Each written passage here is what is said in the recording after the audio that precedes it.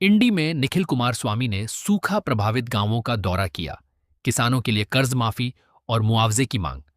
Janata Dal secular JDS युवा के प्रदेश अध्यक्ष निखिल कुमारस्वामी ने इंडी विधानसभा क्षेत्र के अगसनाल, होर्ती, झालकी और अंजुडगी गांवों का दौरा कर सूखे की स्थिति का जायजा लिया। इसके बाद उन्होंने इंडी पर्यटन विश्राम गृह में आयोजित प्रेस वार्ता को संबोधित किया।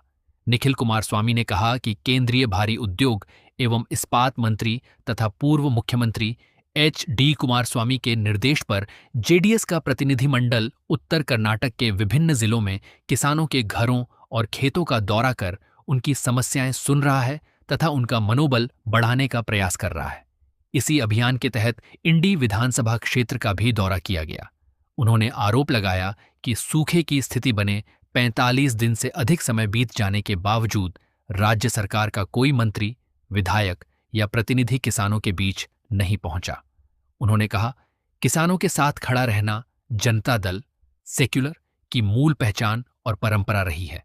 किसानों के संकट के समय उनके साथ खड़ा रहना हमारी पार्टी की प्रतिबद्धता है। निखिल कुमारस्वामी ने राज्य सरकार से मांग की कि किसानों के सभी कृषि आहरण तत्काल पूरी तरह माफ किए जाएं। साथ ही सूखे से प्रभावित किसानों को प्रति एकड़ 25,000 रुपये का मुआवजा घोषित कर जल्द से जल्द वितरित किया जाए। प्रेस वार्ता में जेडीएस विधायक दल के नेता सुरेश बाबू, पूर्व विधान परिषद उपसभापति कृष्णा रेड्डी, विधायक राजगौड़ा पाटिल, इंडी जेडीएस अध्यक्ष BD पाटिल, जिला अध्यक्ष मल्लिकार्जुन यंडिगेरी, पूर्व विधायक दोड्डन गौड़ा पाटिल सहित पार्टी के कई पदाधिकारी और कार्यकर्ता उपस्थित रहे। ಎಲ್ಲ ನನ್ನ ಆತ್ಮೀಯ ಹಾಗೂ ಪ್ರೀತಿಯ ಇಂಡಿ ವಿಧಾನಸಭಾ ಕ್ಷೇತ್ರದ ನಿಷ್ಠಾವಂತ ಕಾರ್ಯಕರ್ತ ಬಂಧುಗಳು ಹಾಗೂ ಪ್ರಾಮಾಣಿಕ ಮುಖಂಡರೇ, ನಿಮ್ಮೆಲ್ಲರಿಗೂ ಗೊತ್ತಿದೆ, ಕಿತ್ತೂರು ಕರ್ನಾಟಕ, ಕಲ್ಯಾಣ ಕರ್ನಾಟಕದಲ್ಲಿ ಈ ಬಾರಿ ಅನಾವೃಷ್ಟಿಯಾಗಿ ಮಳೆ ಬರದೇ ಇರತಕ್ಕಂಥ ಹಿನ್ನೆಲೆಯಲ್ಲಿ ಸಾಕಷ್ಟು ರೈತರ ಜೀವನದಲ್ಲಿ ಒಂದು ರೀತಿ ಕತ್ತಲೆಯ ಗೂಡಾಗಿದೆ.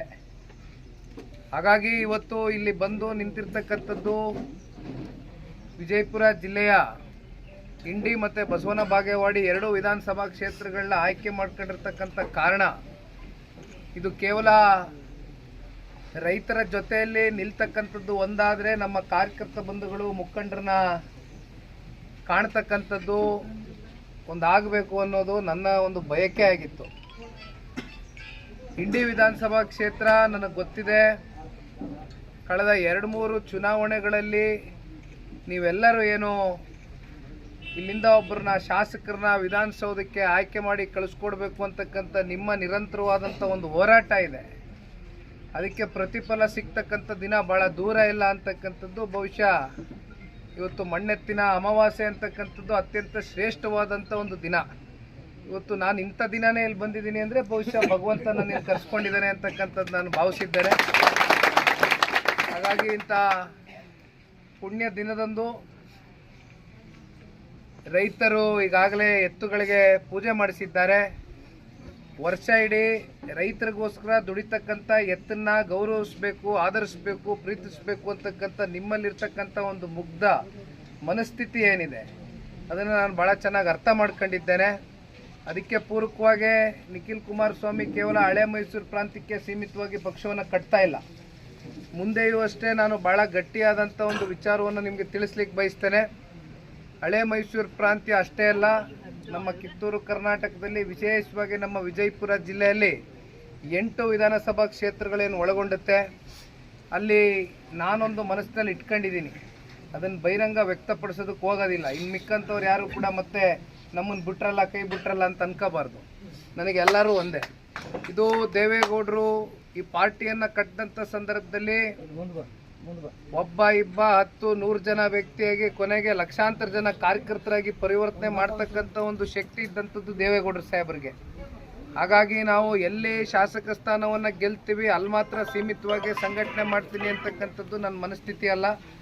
ಸಂಘಟನೆ ಅನ್ನುವಂಥದ್ದು 224 ವಿಧಾನಸಭಾ ಕ್ಷೇತ್ರಗಳಲ್ಲೂ 234 ತಾಲೂಕುಗಳಲ್ಲೂ ಎಲ್ಲ ಕಡೆಯೂ ಕೂಡ ಸಂಘಟನೆ ಆಗಬೇಕಾಗ್ತದೆ. ಆ ನಿಟ್ಟಿನಲ್ಲಿ ನಾನು ನಿಮ್ಮೆಲ್ರಿಗೂ ಒಂದು ಮಾತನ್ನು ಕೊಡ್ಲಿಕ್ಕೆ ಬಯಸ್ತೇನೆ.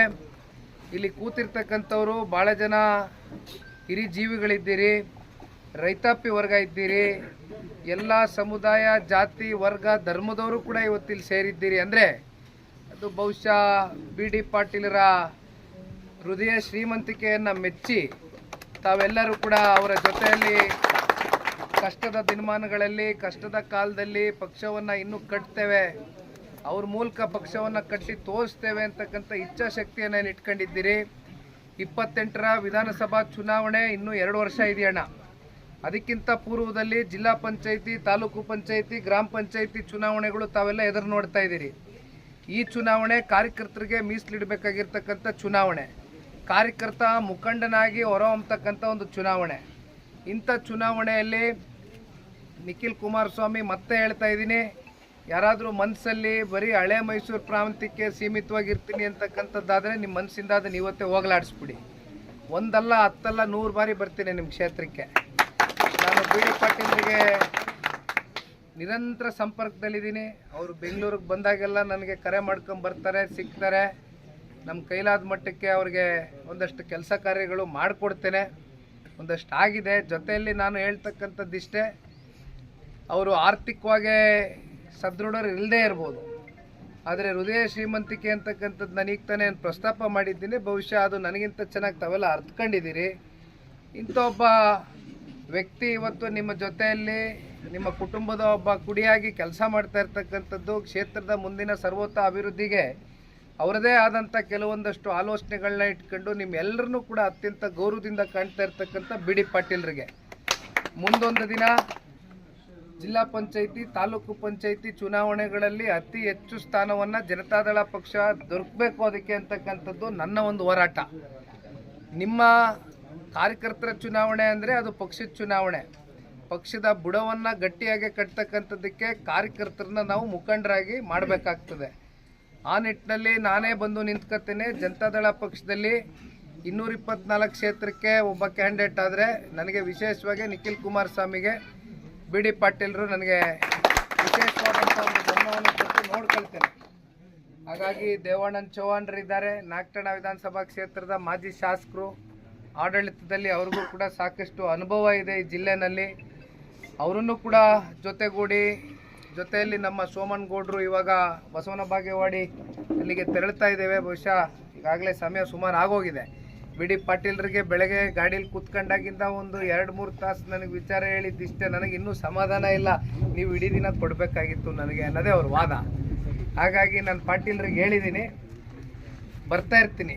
ಇದು ಕೇವಲ ಅತಿವೃಷ್ಟಿ ಅನಾವೃಷ್ಟಿ ಸಂದರ್ಭದಲ್ಲಿ ಬರ್ತಕ್ಕಂಥದ್ದಲ್ಲ, ಇನ್ನು ಮುಂದೆ ಅತಿ ಹೆಚ್ಚು ದಿನಮಾನಗಳಲ್ಲಿ ಬರ್ತಾ ಇರ್ತೇನೆ. ವಿಶೇಷವಾದಂಥ ಗಮನ ವಹಿಸೋಣ. ಜೊತೆಯಲ್ಲಿ ನಮ್ಮ ರಾಜುಗೌಡರು ದೇವರಿಪಿರ್ಗಿ ಕ್ಷೇತ್ರದ ಇವತ್ತಿನ ಈ ಭಾಗದ ಜಿಲ್ಲೆಯ ಏಕೈಕ ಶಾಸಕರು ರಾಜುಗೌಡರು ಇದ್ದಾರೆ. ಭಾಳ ಜನ ಇದ್ದೀರಿ ನೀವೆಲ್ಲ, ಪಕ್ಷ ಕಟ್ಟಿರ್ತಕ್ಕಂಥವ್ರು. ಒಬ್ಬರ ಹೆಸರು ಹೇಳಿ ಮತ್ತೆ ಇಲ್ಲಿ ನಮ್ಮ ಬಸನಗೌಡರು ನಗ್ತಾರೆ. ಅವರು ನಮ್ಮ ಹೃದಯದಲ್ಲಿ ಈಗಲೂ ಕೂಡ ಜಿಲ್ಲಾಧ್ಯಕ್ಷರೇ.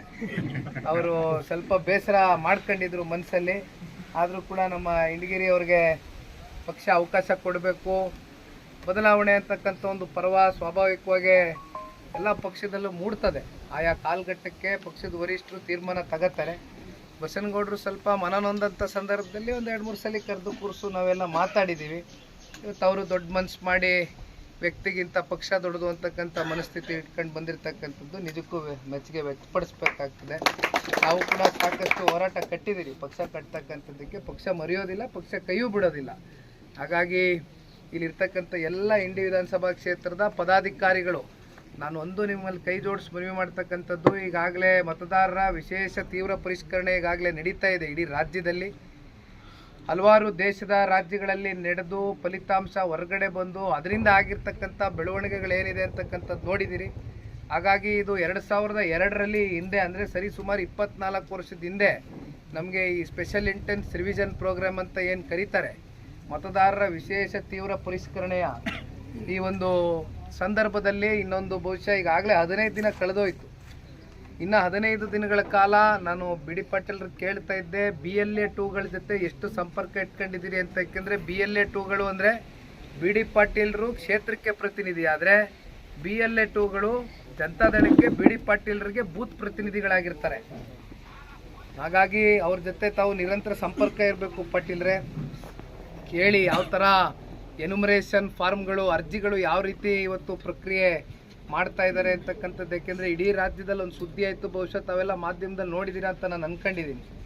ನನ್ನ ಸ್ವಕ್ಷೇತ್ರ ರಾಮನಗರದಲ್ಲಿ ಈ ಅರ್ಜಿಗಳನ್ನ ಹಂಚಬೇಕಾದ್ರೆ, ಫಾರ್ಮ್ಗಳನ್ನ ಡಿಸ್ಟ್ರಿಬ್ಯೂಟ್ ಮಾಡಬೇಕಾದ್ರೆ, ಅದು ಯಾವುದೇ ದೇವಸ್ಥಾನದಲ್ಲಾಗಲಿ, ಮಸೀದಿಲಾಗಲಿ, ಅಥವಾ ಚರ್ಚಲ್ಲಾಗಲಿ, ಅಥವಾ ಯಾವುದೇ ಸಮುದಾಯ ಭವನದಲ್ಲಾಗಲಿ ಕೊಡ್ತಕ್ಕಂಥದ್ದಕ್ಕೆ ಕಾನೂನು ಬಾಹಿರ. ಅದು ನಮ್ಮ ಕ್ಷೇತ್ರದಲ್ಲಾದಂಥ ಸಂದರ್ಭದಲ್ಲಿ ಆ ವಿಡಿಯೋವನ್ನು ಮಾಡಿ ಅಲ್ಲಿಂದ ಬಹುಶಃ ಇವತ್ತೇನಾದರೂ ಮೀಡಿಯಾದಲ್ಲಿ ಅದು ನೋಡ್ತಾ ಇದ್ರೆ ಆ ವಿಜುವಲ್ಸು ನಮ್ಮ ಕ್ಷೇತ್ರದೇ ಬರುತ್ತೆ. ಹಾಗಾಗಿ ಯಾಕೆ ಇದನ್ನು ಹೇಳ್ತಾ ಇದ್ದೀನಿ ಅಂದರೆ, ನೀವೆಲ್ಲ ಸಕ್ರಿಯರಾಗಿರಬೇಕು. ನಿರಂತರವಾಗಿ ಕಾರ್ಯಕರ್ತರ ಜೊತೆ ಸಂಪರ್ಕ ಸಂಬಂಧ ಇಟ್ಕೊಂಡ್ರೇ ನೀವು ಮುಂದೊಂದು ದಿನ ಶಾಸಕರಾಗಿ ಆಗ್ತಕ್ಕಂಥದ್ದಕ್ಕೆ ಅವಕಾಶ ಸಿಗ್ತದೆ. ಹಾಗಾಗಿ 15 ದಿನ ಮೈಮರಿಯೋದು ಬೇಡ. ದಯಮಾಡಿ ಜಿಲ್ಲಾ ಪಂಚಾಯತಿ, ತಾಲೂಕ್ ಪಂಚಾಯತಿ ಬಹುಶಃ ನನಗೆ ಗೊತ್ತಿದ್ದಂಗೆ ಇದೇ ವರ್ಷ ಎದುರಾಗುತ್ತೆ.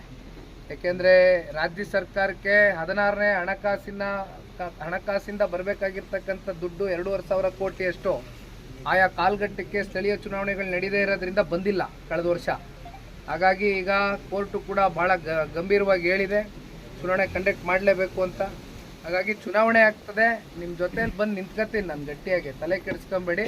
ಬಿ ಡಿ ಪಾಟೀಲ್ರು ನಿಮ್ಮ ಜವಾಬ್ದಾರಿ, ಬಿ ಡಿ ಪಾಟೀಲ್ರ ಜವಾಬ್ದಾರಿ ನಂದು. ಇನ್ನೂ ನಿಮ್ಮನ್ನ ಮುಕ್ತವಾಗಿ ಕೂತ್ಕೊಂಡು ಒಂದಷ್ಟು ನಿಮ್ಮ ವಿಚಾರಗಳು ತಗೋಬೇಕು ಅಂತ ಇದ್ದರೂ ಕೂಡ ಇವತ್ತು ಸ್ವಲ್ಪ ಸಮಯದ ಒತ್ತಡಗಳಿದೆ, ದಯಮಾಡಿ ಕ್ಷಮೆ ಕೋರ್ತೇನೆ. ಬಸವನ ಬಾಗೇವಾಡಿ, ಸೋಮನಗೌಡರು ಅಲ್ಲಿ ಅವರೊಂದಷ್ಟು ರೈತಾಪಿ ವರ್ಗದ ಹೊಲ ಗದ್ದೆಗಳಿಗೆ ಇವತ್ತು ಕಾರ್ಯಕ್ರಮ ಆಯೋಜನೆ ಮಾಡ್ಕೊಂಡಿದ್ದಾರೆ. ಸಂಕಷ್ಟ ಕೇಳಕ್ಕೆ ಬಂದಿದ್ದೀವಿ. ಹಂಗೂ ನಾನು ಪಾಟೀಲ್ರಿಗೆ ಹೇಳಿದೆ, ಪಟಾಕಿ ಓಡಿಸ್ಬೇಡಿ, ಶಾಲು ಸನ್ಮಾನ ಇದು ಯಾವುದು ಮಾಡಬೇಡಿ, ಇವತ್ತು ಕಷ್ಟ ಕೇಳಕ್ಕೆ ಬಂದಿದ್ದೀವಿ, ರೈತರಿಗೆ ತಪ್ಪಾಗ್ತದೆ, ಮನಸ್ಸು ಒಪ್ಪೋದಿಲ್ಲ ಅಂದೆ. ಆದರೂ ನೀವೆಲ್ಲ ಪಾಪ ದುಡ್ಡು ಕಾಸು ಖರ್ಚು ಮಾಡ್ಕೊಂಡು ಪ್ರೀತಿಯಿಂದ ನಾವು ಬಂದಾಗ ತಗೊಂಡು ಬಂದು ನಮ್ಮ ಕೈಗೆ ಕೊಟ್ಟಿದ್ದೀರಿ. ಅತ್ಯಂತ ವಿನಮ್ರತೆಯಿಂದ, ಗೌರವದಿಂದ ಸ್ವೀಕಾರ ಮಾಡೋದಕ್ಕೆ ಬಯಸ್ತೇನೆ. ಒಟ್ಟಾರೆಯಾಗಿ ಕೊನೆಯದಾಗಿ ಹೇಳ್ತಕ್ಕಂಥದ್ದು, ವಿಜಯಪುರ ಜಿಲ್ಲೆ ಮತ್ತೊಂದು ಹಾಸನ ಆಗಬೇಕು, ಮತ್ತೊಂದು ಮಂಡ್ಯ ಆಗಬೇಕು, ಮತ್ತೊಂದು ರಾಮನಗರ ಆಗಬೇಕು, ಈ ರೀತಿ ಮತ್ತೊಂದು ತುಮಕೂರು ಆಗಬೇಕು. ಈ ರೀತಿ ಪಕ್ಷ ಕಟ್ತಕ್ಕಂಥದ್ದಕ್ಕೆ ಬಹುಶಃ ಸನ್ಮಾನ್ಯ ದೇವೇಗೌಡರು ಸಾಹೇಬರ ಕಾಲದಲ್ಲಿ ಆಲ್ಮಟ್ಟಿಯ ಗೋಡೆಯನ್ನು ಎತ್ತರ ಮಾಡಿರ್ತಕ್ಕಂಥ ಹಿನ್ನೆಲೆಯಲ್ಲಿ ಇವತ್ತು ಎಷ್ಟು ಈ ಭಾಗದ ರೈತರಿಗೆ ಅನುಕೂಲಗಳಾಗಿದೆ ಅಂತಕ್ಕಂಥದ್ದು ಅದು ನನಗಿಂತ ಚೆನ್ನಾಗಿ ಅದರ ಅರಿವು ತಮ್ಮಗಳಿಗಿದೆ. ಹಾಗಾಗಿ ವಿಶೇಷವಾದಂಥ ಪ್ರೀತಿಯನ್ನು ನಾನು ಅವತ್ತು ಕೂಡ ನೋಡಿದೆ. ದೇವೇಗೌಡರು ಸಾಹೇಬರು ಮಾತಾಡಬೇಕಾದ್ರೆ ಒಂದು ಕುರ್ಚಿ ಅಲಗಾಡಿರಲಿಲ್ಲ. ಕೊನೆಯ ಹಂತದಲ್ಲಿ ಅವ್ರ ಭಾಷಣ ಇತ್ತು. ಆದರೆ ಅತಿ ಹೆಚ್ಚು ಚಪ್ಪಾಳೆಯನ್ನು ತಟ್ಟಿದ್ದು, ಅತಿ ಹೆಚ್ಚು ಕೂಗನ್ನು ಕೇಳ್ಪಟ್ಟಿದ್ದು ದೇವೇಗೌಡರು ಸಾಹೇಬರು ಯಾವಾಗ ಅವರು ಮಾತಾಡೋಕ್ಕೆ ಶುರು ಮಾಡಿದ್ರು ಆ ಸಂದರ್ಭದಲ್ಲಿ ನಾನು ಕಣ್ಣಾರೆ ನೋಡಿದ್ದೀನಿ. ಬಹುಶಃ ಈ ಭಾಗದ ರೈತಾಪಿ ವರ್ಗಕ್ಕೆ ಏನಾದರೂ ಅವರ ಜೀವನೋಪಾಯಕ್ಕೆ ಒಂದು ಆಧಾರವಾಗಿ ಅಳಿಲ್ ಸೇವೆಯನ್ನು ಮಾಡಿರ್ತಕ್ಕಂಥ ವ್ಯಕ್ತಿ ಯಾರಾದರೂ ಇದ್ದರೆ ಅದು ಸನ್ಮಾನ್ಯ ದೇವೇಗೌಡರು ಸಾಹೇಬರು ಅಂತಕ್ಕಂಥದ್ದನ್ನ ಈ ಸಂದರ್ಭದಲ್ಲಿ ಹೇಳಬೇಕಾಗ್ತದೆ. ಅಂಥ ಒಂದು ಪಕ್ಷದಲ್ಲಿ ನಾವು ನೀವೆಲ್ಲರೂ ಕಾರ್ಯಕರ್ತರಾಗಿ ಏನು ಕೆಲಸ ಮಾಡ್ತಾ ಇದ್ದೇವೆ. ನನ್ನನ್ನು ಸೇರಿ ನಾನು ಕಾರ್ಯಕರ್ತ ಅಂತಲೇ ಯಾವತ್ತೂ ತಿಳ್ಕೊಂಡಿದ್ದೇನೆ. ನಾನೇನು ಅಧ್ಯಕ್ಷ ಅಂತ ಆಗಲಿ ಅಥವಾ ಇನ್ನೊಂದು ಮತ್ತೊಂದು ನನ್ನ ತಲೆಯಲ್ಲಿ ಇಟ್ಕೊಂಡಿಲ್ಲ. ಯಾಕೆಂದರೆ ಯಾವ ಪಕ್ಷದಲ್ಲಿ ಇಲ್ಲದೆ ಇರ್ತಕ್ಕಂಥ ಕಾರ್ಯಕರ್ತರು ನಮ್ಮ ಪಕ್ಷದಲ್ಲಿದ್ದಾರೆ ಅಂತಕ್ಕಂಥದ್ದಾದರೆ ಅದಕ್ಕೆ ಬಹುಶಃ ಕಾರಣ ದೇವೇಗೌಡರು, ಕುಮಾರಣ್ಣ ಅವರು ಕೊಟ್ಟಿರ್ತಕ್ಕಂಥ ಪ್ರೀತಿ. ಆ ಪ್ರೀತಿಗೆ ತಾವೆಲ್ಲರೂ ಕೂಡ ನಮ್ಮ ಜೊತೆಯಲ್ಲಿ ನಿರಂತರವಾಗಿ ನಿಂತಿದ್ದೀರಿ, ಗೌರವ ಕೊಟ್ಟಿದ್ದೀರಿ. 28ಕ್ಕೆ ಜನರ ಪರವಾದಂಥ ಸರ್ಕಾರ, ರೈತರ ಪರವಾದಂಥ ಸರ್ಕಾರ, ಎಲ್ಲ ಜಾತಿ ಸಮುದಾಯ ಧರ್ಮ ವರ್ಗವನ್ನು ಪ್ರೀತಿಸ್ತಕ್ಕಂಥ ಒಂದು ಸರ್ಕಾರ ನಿಮ್ಮೆಲ್ಲರ ಹೋರಾಟದ ಶ್ರಮದಿಂದ ನಿಮ್ಮೆಲ್ಲರ ಜೊತೆ ನಿಂತು ಮಾಡಬೇಕು ಅಂತಕ್ಕಂಥದ್ದಕ್ಕೆ ನಿಮ್ಮ ಮುಂದೆ ಬಂದು ನಿಂತಿದ್ದೇನೆ. ಹಾಗಾಗಿ ನಿಮ್ಮೆಲ್ಲರ ಒಂದು ಸಹಕಾರವನ್ನು ಬೇಡಿ ಬಸವನ ಬಾಗೇವಾಡಿಗೆ ನಾವು ಅಪ್ಪುಗೌಡರು, ಮಿಕ್ಕಂತ ರಾಜುಗೌಡರು, ನಮ್ಮ ದೇವಣ್ಣನ್ ಚೌಹಾಣ್ರವರು, ಪಾಟೀಲ್ರು ಎಲ್ಲರೂ ಈಗ ಹೋಗಿ ಮತ್ತು ಅಲ್ಲಿಂದ ಬಾದಾಮಿಗೆ ಹೋಗ್ತಾ ಇದ್ದೀನಿ. ರಾತ್ರಿ ಬಾಗಲಕೋಟೆಯ ಬಾದಾಮಿ ಹನುಮಂತಪ್ಪ ಮಾವಿನ ಮರದವ್ರ ಕ್ಷೇತ್ರಕ್ಕೆ ವಿಸಿಟ್ ಮಾಡಿ ಮತ್ತು ಕಲ್ಯಾಣ ಕರ್ನಾಟಕದ ಭಾಗಕ್ಕೆ 20ನೇ ತಾರೀಕು ಆದಮೇಲೆ ಮತ್ತೊಮ್ಮೆ ಪ್ರವಾಸವನ್ನು ಹಾಕ್ಕೊಂಡಿದ್ದೇನೆ. ಅಲ್ಲಿವರೆಗೂ ಬಿ ಡಿ ಪಾಟೀಲ್ರಿಗೊಂದು ಮಾತು ಹೇಳ್ತೇನೆ. ಬಿ ಡಿ ಪಾಟೀಲ್ರೇ, ನಾನೇನು ನಿಮಗೆ ಹೆಚ್ಚಾಗಿ ತಿಳುವಳಿಕೆ ಹೇಳಬೇಕು ಅಂತಕ್ಕಂಥದ್ದೇನಿಲ್ಲ. ತಾವೆಲ್ಲರನ್ನೂ ಕೂಡ ಪ್ರೀತಿ ವಿಶ್ವಾಸದಿಂದ ಕಾಣ್ತಕ್ಕಂಥ ಒಂದು ಮನಸ್ಥಿತಿ ಇಟ್ಕೊಂಡಿದ್ದೀರಿ. ಎಲ್ಲರನ್ನೂ ಗೌರವದಿಂದ ಕಾಣಿ. ಯಾರೇ ಏನೇ ಮನಸ್ಸಿಗೆ ನೋವು ಕೊಟ್ಟರು ಇರ್ತದೆ, ಎಲ್ಲ ಸಹಿಸ್ಕೊಂಡು ನಗ್ನಗ್ತಾ ಖುಷಿಯಾಗಿ ಪಾರ್ಟಿ ಒಳ್ಳೆಯದಾಗ ಒಳ್ಳೆಯದಾಗ ಒಳ್ಳೆಯದಾಗ